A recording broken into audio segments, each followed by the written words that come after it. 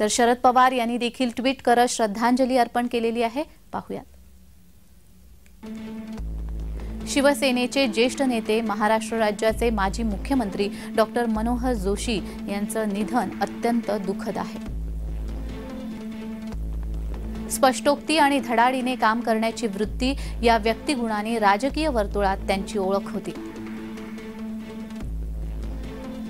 शिवसेना प्रमुख बाळासाहेब ठाकरे यांचे अत्यंत विश्वासू सहकारी अशी मनोहर जोशी यांची ओळख होती.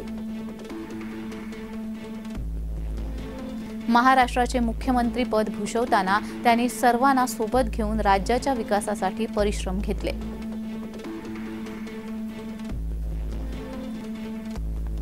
लोकसभेच्या अध्यक्षपदी असताना संसदेच्या प्रांगणात छत्रपती शिवरायांचा अश्वारूढ पुतळा स्थापन करण्यात त्यांची प्रमुख भूमिका होती.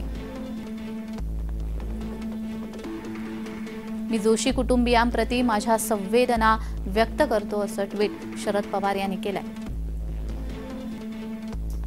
भावपूर्ण श्रद्धांजली.